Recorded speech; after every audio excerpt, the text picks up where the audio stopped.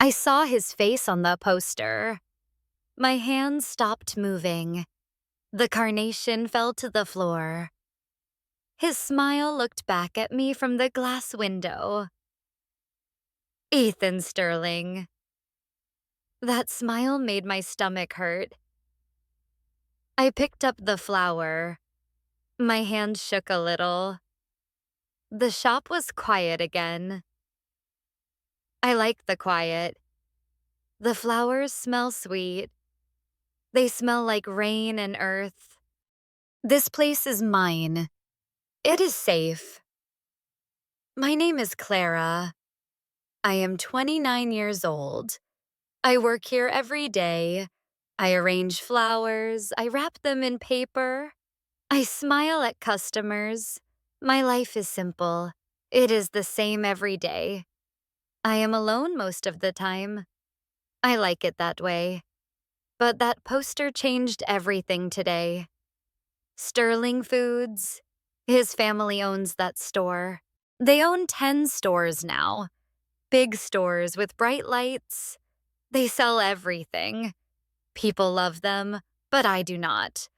I remember the day they came to our town. I was 19 years old. My family owned a small store. We called it Clara's Corner Market. My father worked there every day. My mother helped him. I helped too after school. We were happy. Then the Sterling family built their store. It was huge. It was right across the street from us. They had lower prices, they had more products, they had big signs and free parking. People stopped coming to our store. Week by week, we lost customers. My father tried everything. He cut prices. He smiled more. He stayed open longer. Nothing worked. 1 year later, we closed the doors. My father cried that day. I saw him cry. I was 20 years old. I will never forget it.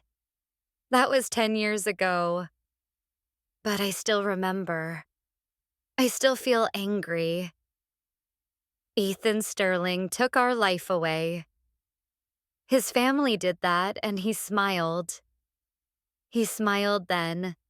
He smiles now. I finished my work with the flowers. I locked the shop. I walked to my car.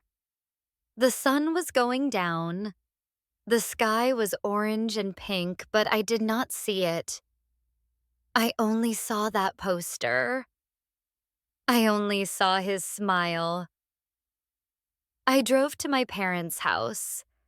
They live in a small apartment now. They used to own a house. They sold it after the store closed.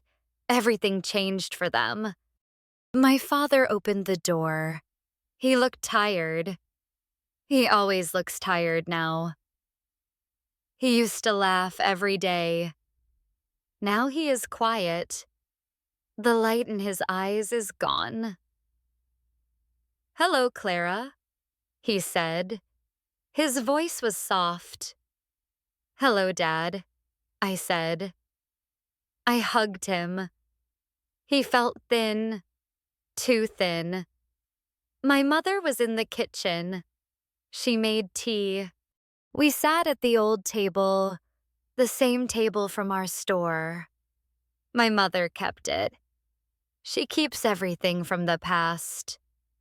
I saw something white on the table, an envelope with pretty handwriting. I picked it up. "What is this?" I asked. "A wedding invitation," my mother said. "Sarah is getting married. Remember Sarah?" I remembered Sarah. We were friends as children. We went to school together. Then life got busy. We grew apart. I opened the envelope. The invitation was beautiful. White paper with gold letters. Sarah Miller and James Cooper. I was happy for her.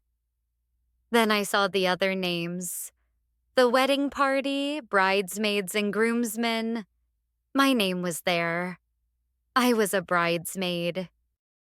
And there was another name. Ethan Sterling, groomsman. My breath stopped. I read the name again.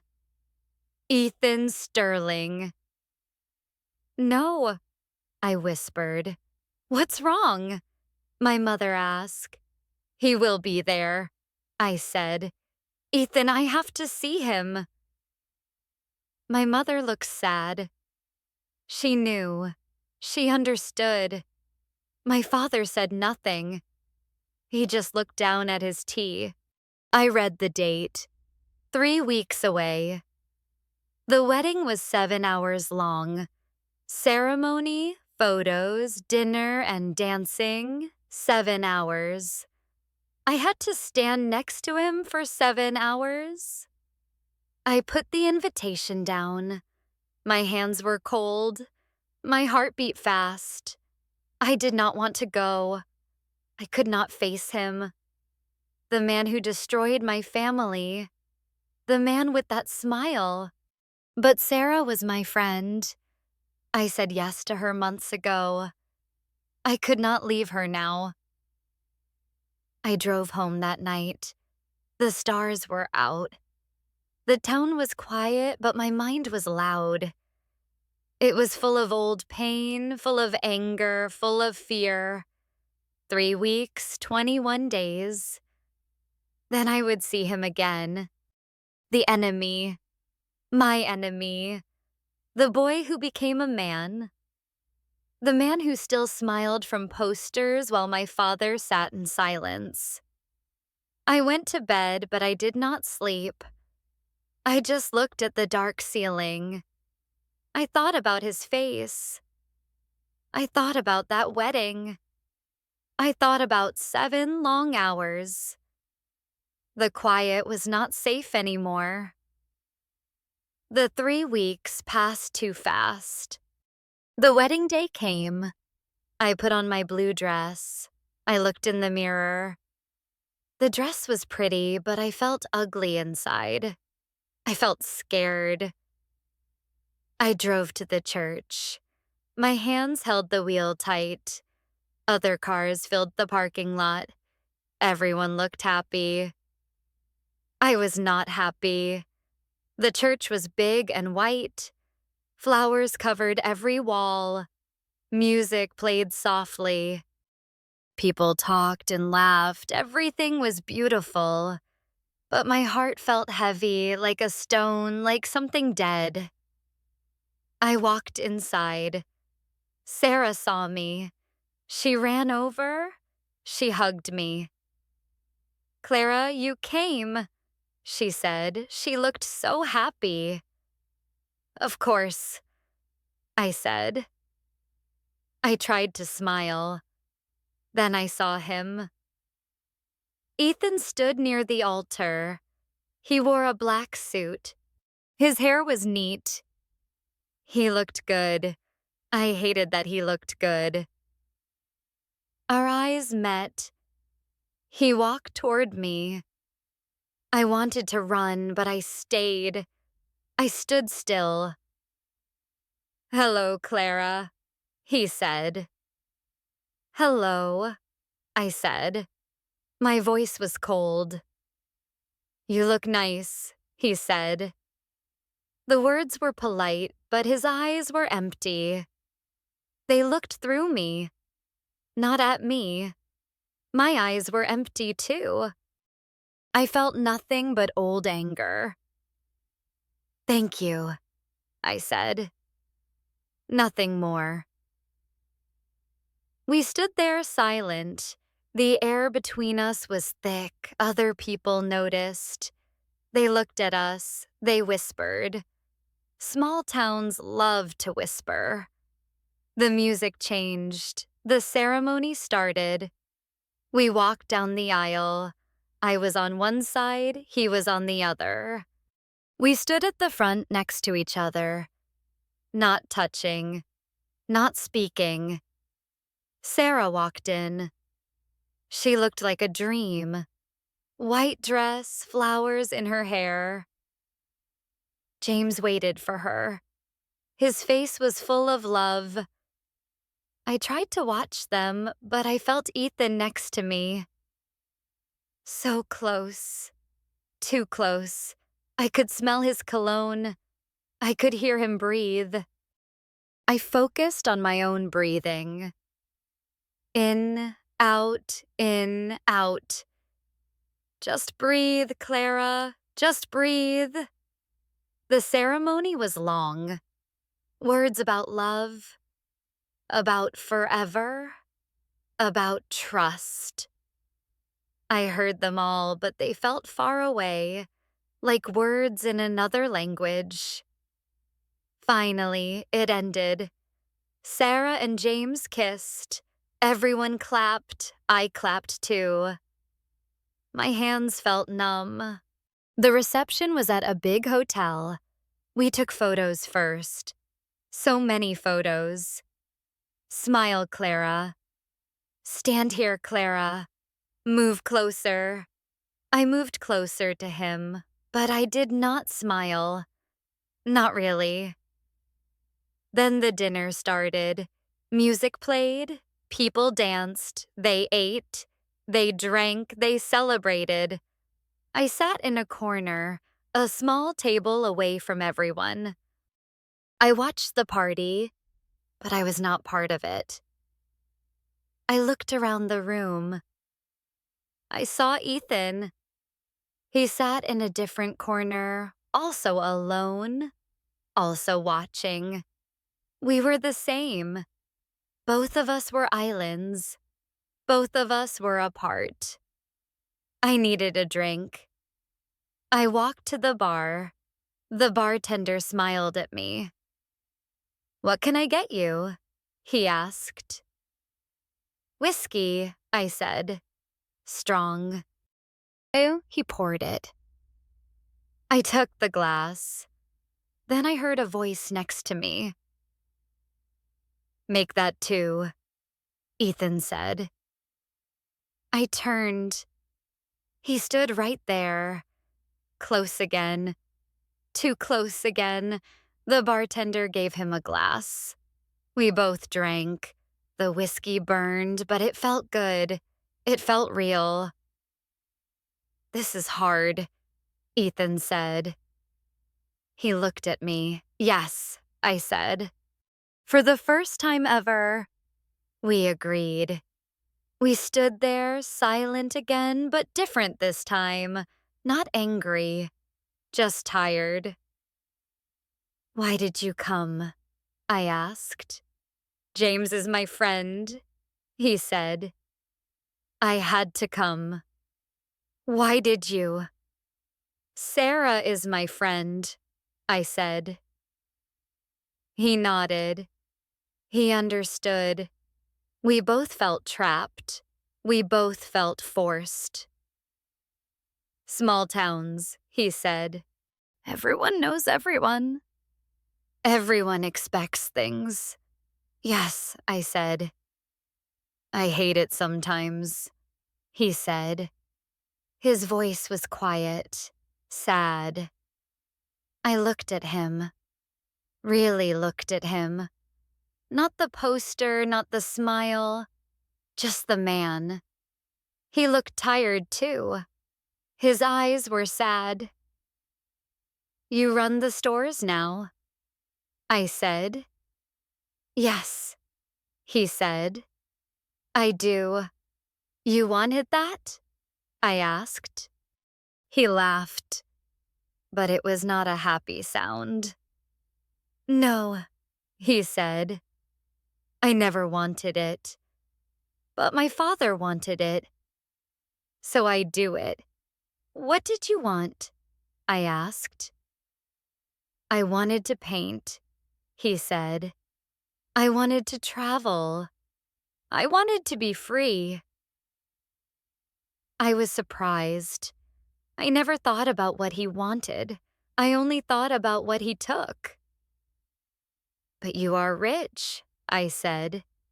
"You can do anything." "No," he said. Money is not freedom. It is a cage, a gold cage, but still a cage. I drank more whiskey. So did he. The bartender poured us more. We talked, really talked about the town, about expectations, about families, about being alone. He told me about his life. It was not what I thought. Not happy, not easy, just lonely. I saw the enemy, I thought, but I also saw a boy with sad eyes. "Let's go outside," he said. "Too loud in here." We walked to a balcony. The night air was cool. The stars were bright. Music came from inside, but it was softer now. Farther away, we stood by the railing. We drank more. We talked more. The whiskey made everything soft, made everything blur. "Clara," he said, "I am sorry." I looked at him. "Sorry about your store," he said. "About your family. I was young. My father made the decisions, but I am still sorry. I see your father sometimes in town. He looks so sad." My eyes filled with tears. I did not expect that. An apology? After 10 years, after all this pain. "Thank you," I whispered. He touched my hand just lightly, just for a moment, but I felt it. I felt everything. Then it happened. I do not know who moved first. Maybe me, maybe him, maybe both of us. We kissed. It was not planned. It just happened like rain, like breathing, like something we could not stop. The kiss was long, deep, full of everything: anger, pain, loneliness, need. We left the balcony. We walked to the hotel elevator. We did not speak. We did not think. We just moved. The sun came through the window. It was too bright. My head hurt. My mouth was dry. I opened my eyes. This was not my room. This was a hotel room. I looked down. My blue dress was on the floor. His suit was there, too.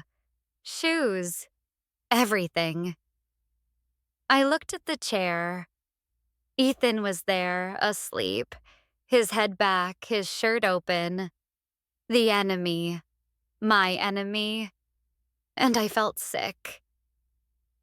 I sat up slowly, my head hurt. The room was too bright. Everything felt wrong. Ethan moved in the chair. His eyes opened. He saw me. His face changed. Confusion, then memory, then shame. "Clara," he said. His voice was rough. "Get dressed," I said. "Please." We did not look at each other. I found my dress. I put it on. My hands shook. He found his shirt, his pants, his shoes. The silence was loud, louder than any words. It filled the room. It pressed down on us. I walked to the door. My hand touched the handle. "Clara, wait," he said. I turned. He stood there. His hair was messy. His eyes looked scared. "This was a mistake," he said. His voice was cold again. The wall was back. We will not speak of this, never, I said. My voice was also cold, also hard. Good, he said. I opened the door. I left. I did not look back. I walked to my car. People walked past me. Normal people, happy people, people who did not make terrible mistakes. I drove home. The town looked the same, but I felt different. I felt dirty. I felt ashamed. I took a long shower, hot water, soap. I scrubbed my skin, but I still felt dirty inside. I went to bed. I pulled the blanket over my head. I wanted to disappear. I wanted to forget, but I could not forget. The weeks passed slowly. Every day felt heavy. I went to work. I arranged flowers. I smiled at customers, but inside I was empty. I tried to forget that night. I tried to forget his face, his touch, his words. I worked harder. I stayed late. I filled every moment with something, anything. But my body started to change. I woke up feeling sick. Every morning, the smell of coffee made me run to the bathroom. The smell of flowers, even the smell of rain. I thought it was stress. I thought it would pass. I ate less. I slept more, but nothing helped. One morning was very bad. I could not stop being sick. My mother called me. "Clara, you sound terrible," she said. "Go to the doctor." "I am fine," I said. "Go today," she said. Her voice was firm. "Promise me." I promised. I made an appointment. I drove to the clinic. I sat in the waiting room. I felt scared, but I did not know why. The doctor was a kind woman, Dr. Lee. She smiled at me. "What brings you here, Clara?" she asked. "I feel sick," I said. "Every morning for 2 weeks now." She asked me questions, many questions about my health, about my life, about my period. My period. I stopped. I counted back. 4 weeks, 5 weeks, 6 weeks, no period. "Oh," I whispered. Dr. Lee looked at me. Her eyes were soft. "When was your last period, Clara?" "6 weeks ago," I said. My voice was small. "I see," she said. "Let's do a test." She left the room. She came back with a cup, a small test. I knew what it was. I went to the bathroom. I did the test. I came back. We waited 3 minutes, the longest 3 minutes of my life. The test showed 2 lines, 2 pink lines. Dr. Lee held my hand. "Clara," she said. Her voice was soft, so soft. "You are pregnant." Pregnant. One word. It changed everything. The room spun. I could not breathe. I could not think. "Are you okay?"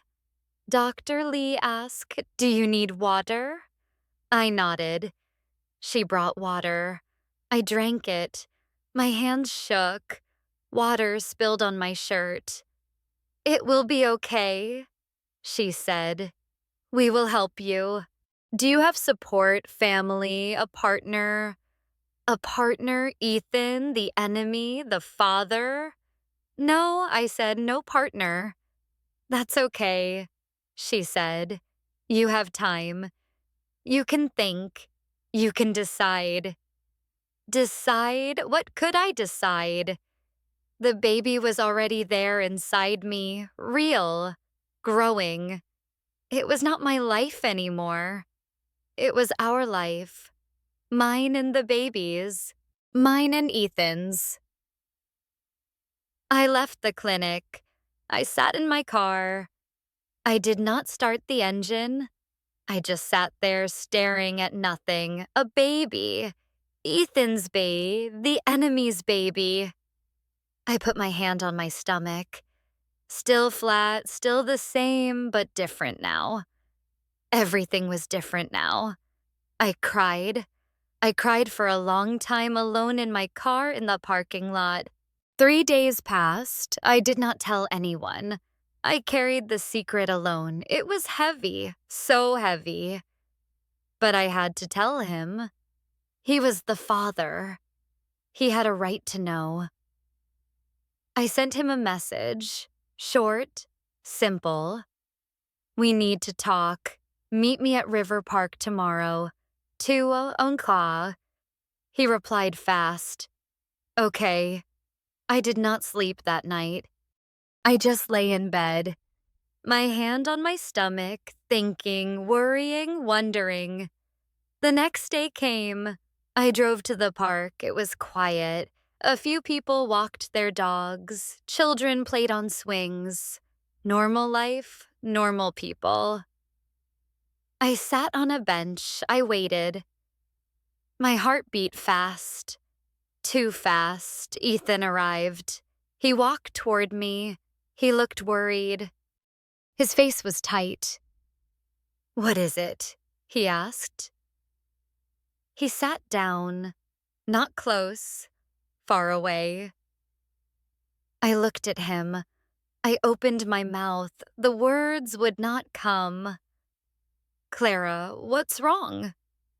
He asked. His voice was softer now. I am pregnant, I said fast, like ripping off a bandage. The silence was complete, total. Even the birds stopped singing. Ethan stared at me. His face went white. His mouth opened, closed, opened again. What? He whispered. Pregnant, I said again. With your baby. He stood up. He walked away. Then he walked back. His hands ran through his hair over and over. Are you sure? He asked. Yes, I said. The doctor confirmed it. Is it mine? He asked. His voice was hard, accusing. Anger filled me, hot, red. Yes, I said. It is yours. There is no one else, only you. He sat down again. He put his head in his hands.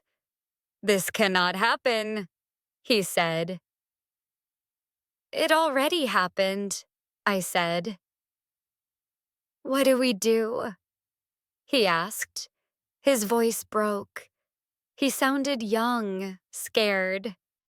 I do not know, I said, but I am keeping it. The baby, I am keeping my baby. He looked at me. His eyes were full of fear, full of pain. Okay, he said. Okay. We sat in silence. The park continued around us. Dogs barked, children laughed. Life went on. I will help, he said finally. I will take responsibility. I do not want your money, I said. It is not about money. He said, it is about doing the right thing. This baby is mine too. We argued back and forth, words sharp, words angry. Both of us were scared. Both of us were lost. Finally, we stopped. We were tired, too tired to fight. "We will be parents," he said. His voice was flat, empty. "We will co-parent, but we are not a couple. There will be no love, just responsibility." "Fine," I said. "Nothing more." Nothing more. He agreed. He stood up. He looked down at me for a moment. His face was soft, sad. Then the wall came back. "I will call you," he said. "We will figure this out." He walked away. I watched him go. The father of my baby, the enemy, the stranger. I put my hand on my stomach again. "It is just us now," I whispered. "Just us." But that was a lie. It was never just us. It was always three. Me, the baby, and him. The first doctor's appointment came 2 weeks later. I arrived early. I sat in the waiting room. My hands held a magazine, but I did not read it. I just stared at the pages. Ethan walked in. He saw me. He sat down, but not next to me. 3 chairs away, a gap between us. We did not speak. We just waited. Other pregnant women sat around us. They had partners, happy partners, partners who held their hands, who smiled at them. We had nothing. Just silence, just distance. "Clara Sterling," the nurse called. We both stood up. We walked together, but not really together. Just 2 people going the same direction. The appointment was short. The doctor checked me. She said everything was fine. The baby was healthy, I was healthy. Ethan asked questions. Good questions about vitamins, about diet, about what to expect. He wrote things down in a small notebook. I watched him write. This was strange. This whole thing was strange. We left separately again. He went to his car. I went to mine. The town started to notice. Of course they did. Small towns notice everything. I went to the grocery store. Women whispered. They looked at me. Then they looked away fast. But I saw them. I heard them. "Clara Martin," they whispered. "Pregnant. Whose baby? Ethan Sterling's baby?" No, really. After what his family did to hers? Shocking. Shameful. I bought my food fast. I left fast. My face burned, my eyes stung. My mother called that night. She cried on the phone. "Clara, is it true?" she asked. "Yes, Mom," I said. "How could you?" she asked. "With him, with a Sterling?" "I did not plan it," I said. "Your father is so upset," she said. He will not talk. He just sits. He just stares." Guilt filled me, heavy guilt. I hurt my father again, just like the Sterlings hurt him before. Ethan's family was also upset. I heard from Sarah. His mother was angry. His father was angry. They called me names, bad names. I felt alone, more alone than ever. My family, his family, the whole town, everyone judged me. Everyone whispered. I cried myself to sleep most nights, my hand on my stomach. I am sorry, I whispered to the baby. I am so sorry. The second appointment was harder. I felt very sick that morning, but I had to go. Ethan was coming. I drove to the clinic. I felt dizzy. My stomach turned. I ran to the bathroom twice. Ethan arrived. He looked at me, really looked at me. Are you okay? He asked. His voice had concern, real concern. I am fine, I said, but I was not fine.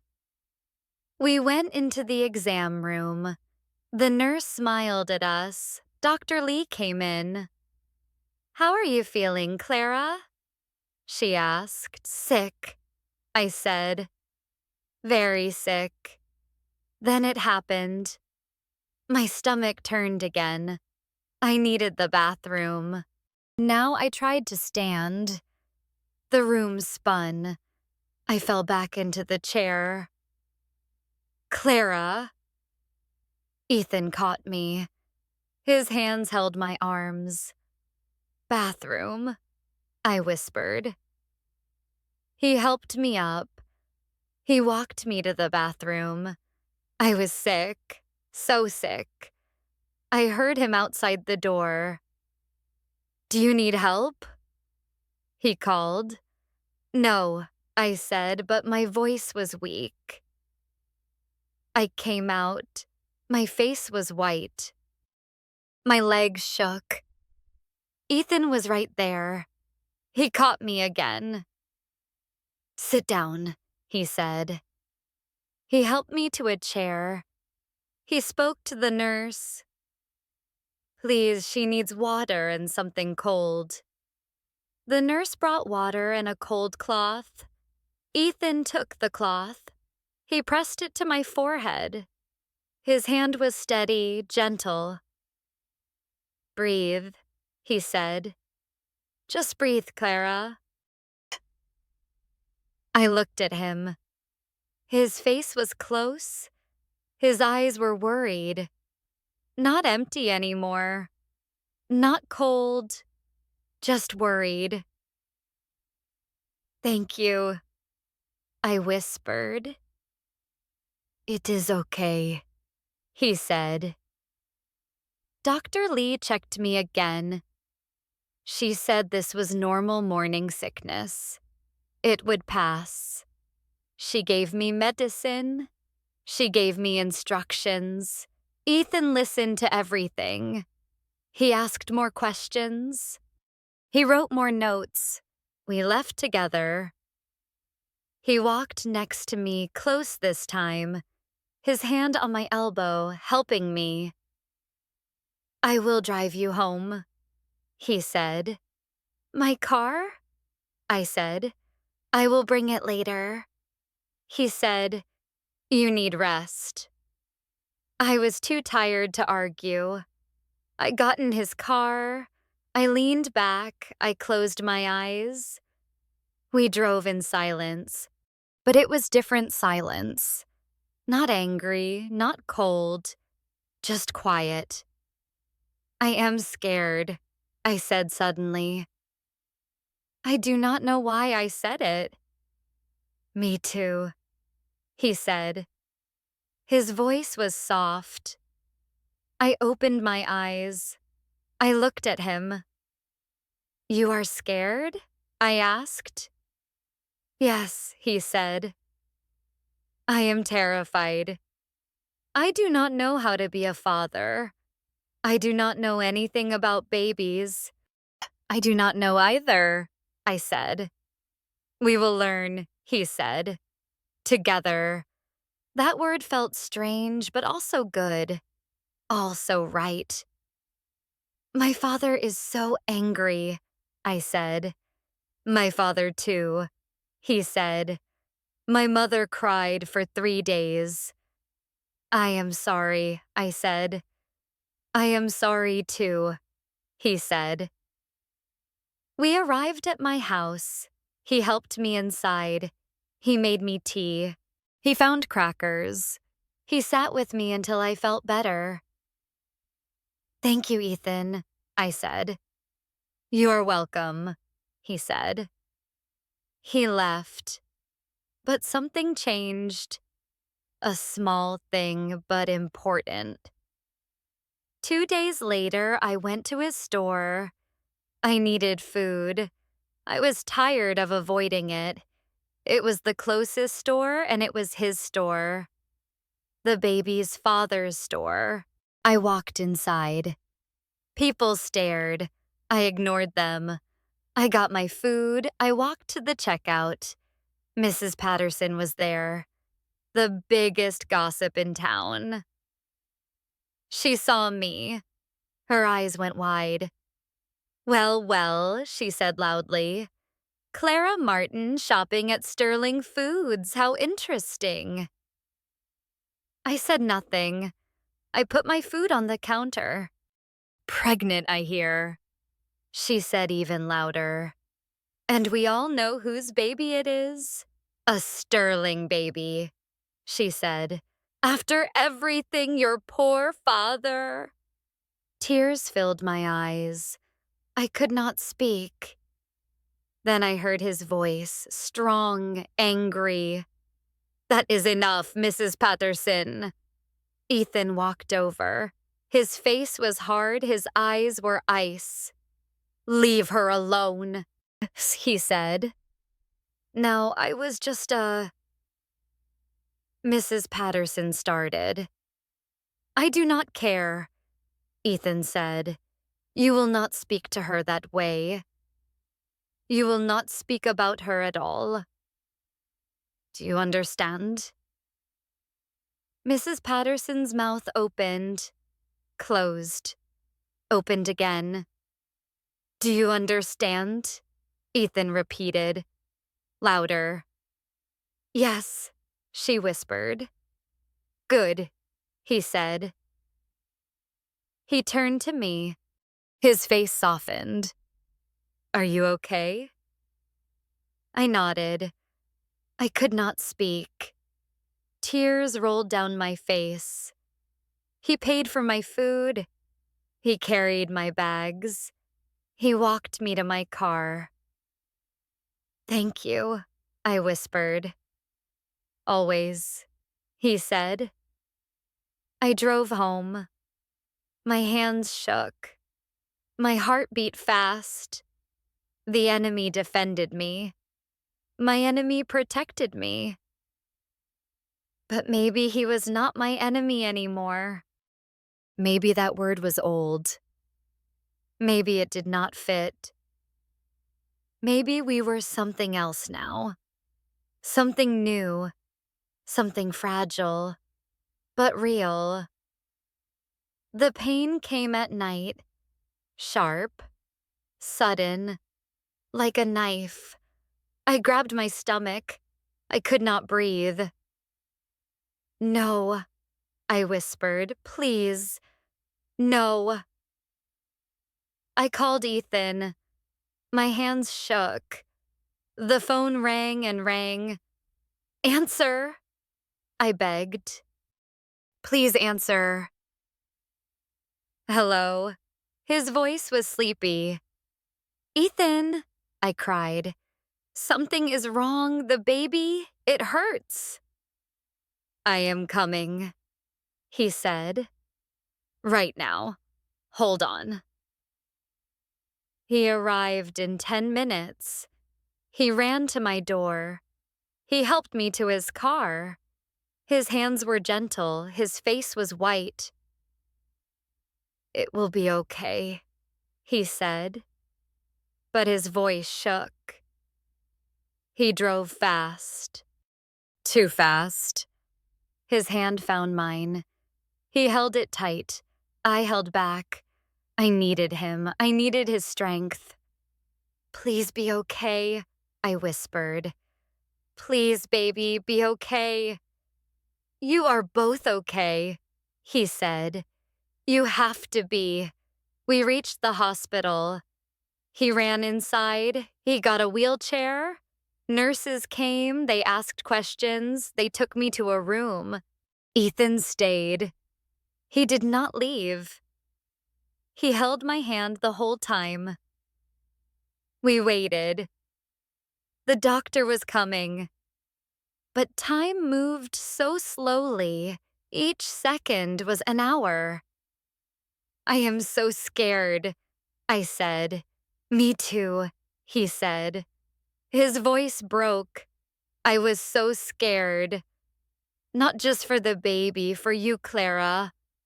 I was scared for you. I looked at him. Tears ran down his face. Real tears. You care about me? I asked. Yes, he said. I care so much. I tried not to, but I do. I care about you too, I whispered. The doctor came in. Dr. Lee, she checked me. She used a machine. We heard a sound, a fast sound like a drum. That is the heartbeat, Dr. Lee said. She smiled. The baby is fine. You are fine. Just a muscle pain normal for pregnancy. Relief hit me like a wave. I cried. Ethan cried. We held each other, really held each other for the first time. Everything is okay, Dr. Lee said. You can go home but rest. Take it easy. We left the hospital. The sun was coming up. The sky was pink and gold. Beautiful, Clara, Ethan said. He stopped walking. I want to try. Really try. Not just co-parent. A real family. Us together. He kissed me, soft, sweet, different from before. This kiss was full of hope, full of love. 3 months passed, good months. We painted the nursery together. Yellow walls, white crib, soft blankets, everything ready. I stood in the doorway. Ethan stood next to me, his arm around my waist, my hand on my big stomach. It is beautiful, I said. Like you, he said. The room was quiet. The crib was empty. But our lives were not empty. They were full of hope, full of new love. 10 years ago, his family took my world. One night, he gave me a new one. The walls between us were old. Our fathers built them. Anger built them. Pain built them. But the bridge between us was new. We built it with fear, with hope, with love. Life is strange. It surprises us. The person you hate can become the person you love. The mistake can become the miracle. Second chances are real. Unexpected beginnings are beautiful. And sometimes the enemy becomes family. Our baby will not know the old walls. Our baby will only know the bridge we built together. And that is enough. That is everything. Thank you for listening to this story. Remember, life can change in one moment, one choice, one chance. Be open to the unexpected. Be brave enough to forgive. Be strong enough to love. See you in the next.